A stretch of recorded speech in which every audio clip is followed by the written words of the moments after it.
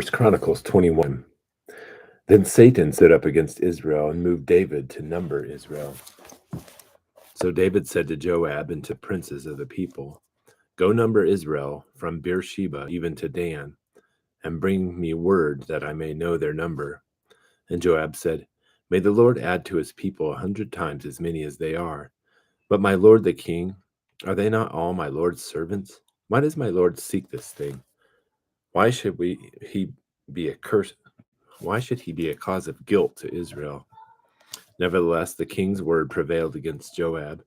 Therefore Joab departed and went throughout all Israel and came to Jerusalem. And Joab gave the number of the census of all the people to David. And all Israel were 1,100,000 men who drew the sword, and Judah was 470,000 men who drew the sword. But he did not number Levi and Benjamin among them, for the king's command was abhorrent to Joab. And God was displeased with this thing, so he struck Israel. And David said to God, "I have sinned greatly in that I have done this thing. But now please take away the iniquity of thy servant, for I have done very foolishly."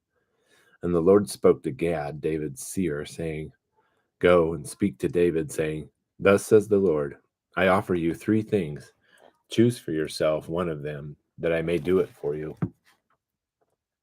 So Gad came to David and said to him, "Thus says the Lord, take for yourself either 3 years of famine or 3 months to be swept away before your foes, while the sword of your enemies overtakes you, or else 3 days of the sword of the Lord, even pestilence in the land, and the angel of the Lord destroying throughout all the territory of Israel. Now therefore consider what answer I shall return to him who sent me."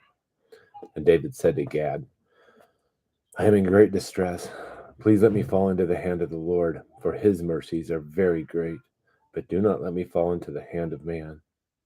So the Lord sent a pestilence on Israel. 70,000 men of Israel fell. And God sent an angel to Jerusalem to destroy it. But as he was about to destroy it, the Lord saw and was sorry over the calamity and said to the destroying angel, "It is enough. Now relax your hand." And the angel of the Lord was standing by the threshing floor of Ornan the Jebusite. Then David lifted up his eyes and saw the angel of the Lord standing between earth and heaven, with his drawn sword in his hand, stretched out over Jerusalem. And David and the elders, covered with sackcloth, fell on their faces. And David said to God, "Is it not I who commanded to count the people? Indeed, I am the one who has sinned and done very wicked. But these sheep, what have they done? O Lord my God, please let thy hand be against me and my father's household, but not against thy people, that they should be plagued." Then the angel of the Lord commanded Gad to say to David, that David should go up and build an altar to the Lord on the threshing floor of Ornan the Jebusite. So David went up at the word of Gad, which he spoke in the name of the Lord. Now Ornan turned back and saw the angel and his 4 sons who were with him themselves, and Ornan was threshing wheat. And as David came to Ornan, Ornan looked and saw David, and went out from the threshing floor and prostrated himself before David with his face to the ground. Then David said to Ornan, "Give me the site of this threshing floor, that I may build on it an altar to the Lord for the full price you shall give it to me, that the plague may be restrained from the people." And Ornan said to David, "Take it for yourself, and let my lord the king do what is good in his sight. See, I will give the oxen for burnt offerings, and the threshing sledges for wood, and the wheat for the grain offering. I will give it all."